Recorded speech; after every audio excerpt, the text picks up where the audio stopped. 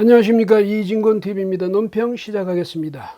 윤석열 검찰총장이 9일 추미애 법무장관의 최후 통첩에 대한 입장문을 내놨습니다. 요점 정리식의 문장이 아주 인상적인데요. 이건 보고나 설명을 위한 그런 문장이 아니고 사실을 명확히 기록해두겠다, 이런 뜻의 비망록 같은 인상을 줍니다. 그러니까 추 장관의 최후 통첩에 대해서 보고서 같이 쓰고 싶진 않다, 이런 생각이 있었을까요? 아니면 본래 검찰의 그 문장이 본래 그런 걸지도 모르죠. 윤 총장의 입장문은 5개 문장으로 구성이 되어 있습니다. 추 장관이 자신의 그 수사 지휘권을 박탈했는데 그건 행정행위로서의 지시인 만큼 그 즉시 효력이 발생한다는 겁니다. 그러니까 그게 부당하냐 아니냐 이건 따질 필요가 없고요. 그것은 나중에 이제 법적 판단이 나올 때 그때 이야기고, 지금은 그때까지는 효력이 계속 유지가 된다는 거죠. 그러니까 자신은 수사 지휘권을 상실했다, 이겁니다. 그리고 자신은 이제 수사 지휘권을 상실했고, 그 다음에 서울고검장이 지휘하는 독립적인 수사본부를 설치한다, 이런 구상에 대해서도 이게 이제 추 장관이 거부했으니까, 그래서 서울지검이 지금과 같이 수사를 계속한다, 그거죠. 그리고 이제 윤 총장은 서울중앙지검에 대해서도 이에 대해서 벌써 통보를 필했다, 이 점도 분명히 했습니다.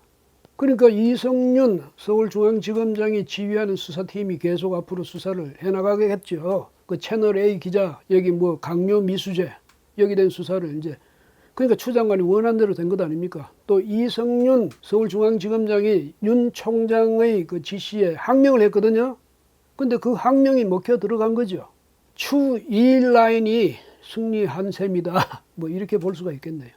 다음으로 또 총장은 2013년 국정원 사건 수사팀장의 직무 배제를 당하고 수사 지휘에서 손을 뗄 수밖에 없었음, 이런 문장도 있습니다. 당시 국정원 댓글 수사를 하고 있었는데 그 수사팀장이 윤 총장이었습니다. 그런데 당시 황교안 법무장관 그리고 조영곤 서울중앙지검장의 위압을 받아들이지 않고 저항했다고 해서 당시 윤 팀장이요, 이 수사팀에서 배제가 됐고 또 좌천 인사까지 당했습니다. 그걸 이제 이렇게 명확히 다시 상기시킨 것은 박근혜 정부 때나 문재인 정부 때나 달라진 게 뭐가 있느냐, 이런 말을 하고 싶었던 것 아닐까, 이런 생각이 듭니다. 마지막 대목이 아주 의미심장한데요. 지휘권 발동 이후 법무부로부터 서울고검장을 본부장으로 하는 독립수사본부 설치 제안을 받고 이를 전폭 수용하였으며 어제 법무부로부터 공개 건의해달라는 요청을 받았음, 이 점을 또 분명히 했습니다. 그래서 윤 총장이 건의를 그것도 공개적으로 했는데 추 장관이 보기 좋게 퇴짜를 놔버린 거죠. 이에 대해서 검찰 측이 이건 법무부 요청해서 우리가 그대로 따른 거다, 이렇게 이야기했는데도 추 장관은 일축해버렸습니다. 들은 척도 안 했죠. 왜 그랬을까요? 추 장관이 모르는 그런 협상안을 만들어가지고 아니면 그런 제안을 만들어서 대검에다 제시했을 리가 없지 않습니까? 법무부 간부들이 추 장관이 알고 있었다고 봐야 되겠죠. 그게 상식 아니겠습니까? 그래놓고 왜 추 장관이 퇴짜를 놨을까? 시체말로 윤 총장 물먹이기를 한 것일까요? 아주 그럴 가능성이 없다, 이렇게 말은 못하겠고, 아무려면 그렇게 했겠느냐, 이렇게 말하는 게 맞겠죠. 그렇다면 뭡니까? 그런 건의를 해라 해놓고 이제 이 대검 측에서 그런 건의를 하니까 장관으로서 내 원칙은 분명해, 지시는 지시대로 따르면 돼, 그걸 보여주기 위해서 그렇게 제안을 해라 해놓고 퇴짜를 놨다, 이렇게 볼 수도 있겠죠. 어느 쪽이든 이건 법무부의 사기극이죠. 대검을 상대로 사기를 친 겁니다. 추 장관이 몰랐을 수도 있어요.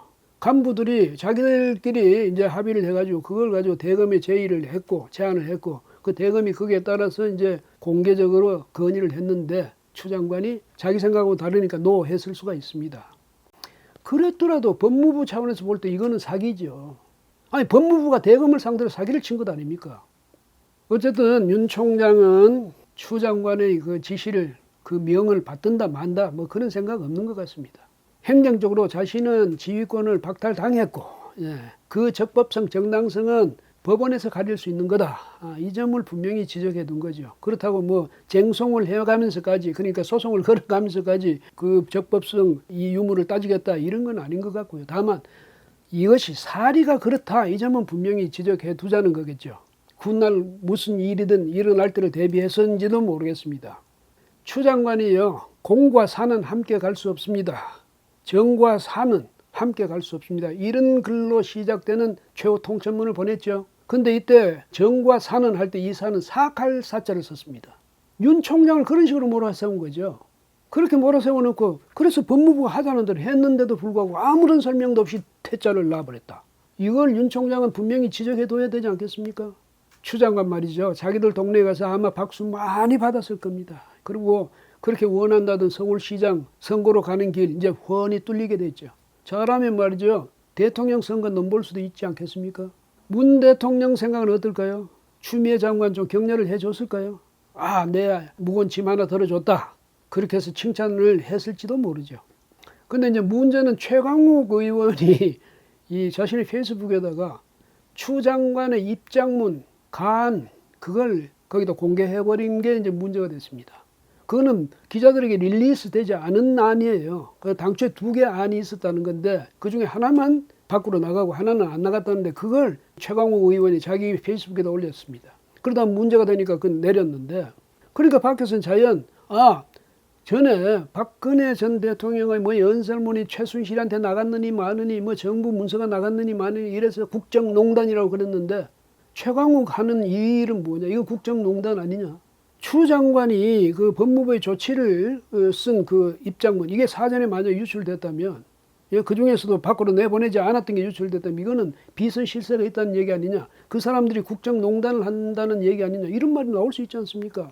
그걸 밝히라는 거죠. 지금 시끄럽죠. 추 장관 정말로 비선 실세를 두고 장관 역할을 하고 있는 건지 밝혀내야 됩니다. 옛날에 최순실 문제 때 그렇게 기백 있게 그렇게 따지고 들었던 그때를 생각해서라도 자신의 입장을 분명히 밝혀야죠.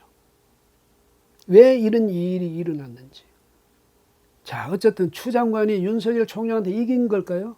그 윤 총장의 생각은 그렇지 않은 것 같죠. 사퇴할 생각도 없어 보이지 않습니까? 그리고 자신의 입장 분명히 적은 그 입장문도 발표했고요.